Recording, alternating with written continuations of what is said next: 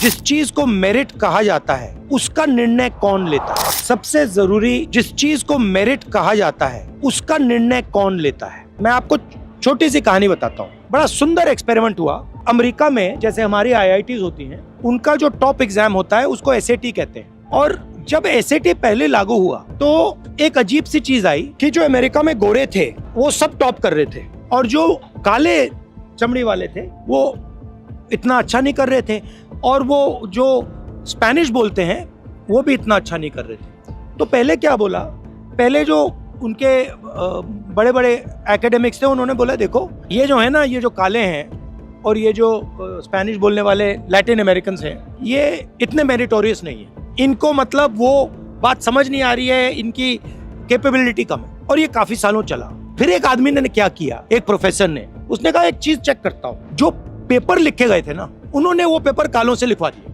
सिर्फ उन्होंने कहा कि ऐसे करते हैं, पेपर कालों से लिखवा देते हैं और फिर वही एग्जाम दे देते हैं। पता है क्या हुआ? गोरे सब फेल हो गए। मतलब जो सिस्टम को कंट्रोल कर रहा है वो ही मेरिट डिसाइड कर रहा है। अब मान लो आप किसान के बेटे हो और मैं मतलब किसी बड़े ब्यूरोक्रेट का बेटा हूं। अगर आप एग्जाम लिखोगे मैं फेल होऊंगा ही होऊंगा, और अगर मैं एग्जाम लिखूंगा तो आप फेल होगे ही होगे।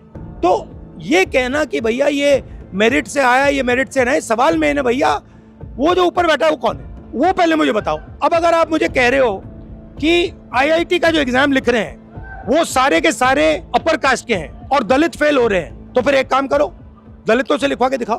ट्राई करते हैं। जाति जनगणना क्या है? जाति जनगणना से अगला कदम दिखेगा। जाति जनगणना में ये कहना कि जाति जनगणना सोल्यूशन है, नहीं, मगर जाति जनगणना में ये पता लग जाएगा कि भैया आप कह रहे हो कि दलित लोगों में कोई कमी है, ठीक है, मगर ये जो संस्था है जो डिसाइड कर रहे हैं इनमें तो एक दलित है ही नहीं, उनकी तो आवाज ही नहीं, उनकी सोच ही नहीं है, तो कैसे होगा? तो जाति जनगणना क्या दिखाएगा? किसकी कितनी आबादी है, दूसरे नंबर पे कौन कहाँ है, मतलब ब्यूरोक्रेसी में कौन बैठा है, कहाँ बैठा है, और उसके बाद क्या होगा? मैं खुल के बोलूं तो ये जो पिछले 10 साल में बीजेपी ने किया है, ये दलितों, पिछड़ों और आदिवासियों की जो हिस्ट्री है उसको मिटा दिया इन लोगों। आपका क्या रोल था, आजादी में क्या रोल था, उससे पहले क्या था, आपने मतलब आपकी हजारों साल की हिस्ट्री है वो सब गायब कर दी। और जिसकी हिस्ट्री चली गई फिर वो भविष्य की कैसे बात कर सकते? 21वीं सदी है, डेटा का जमाना है, डेटा से कोई लड़ नहीं सकता। मैंने डेटा रख दिया कि भैया जाति जनगणना का डेटा है, ये लो भैया, 90 ब्यूरोक्रेट हैं, एक दलित बैठा है, एक आदिवासी बैठा है, इनका कोई हक नहीं है, बैठे हुए हैं, चुप बैठे हुए हैं कोने में, डेटा से पता लग जाएगा। और जाति जनगणना मतलब डेटा का बस।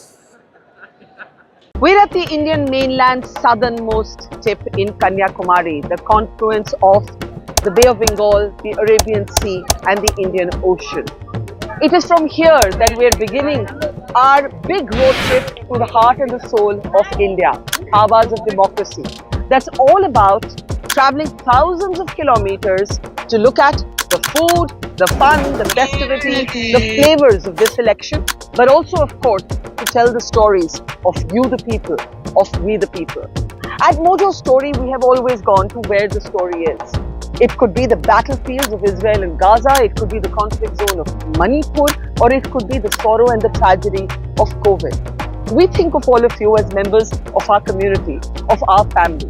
So, I'm urging you and requesting you today to help us tell your stories and our stories. So do become a Mojo member, support and power our storytelling, but also get first access to our big interviews, our special ground reports, our town halls, and also have the opportunity to ask our newsmakers questions directly, as well as get published on our platform. Become a Mojo member, click on the link below, and see you soon.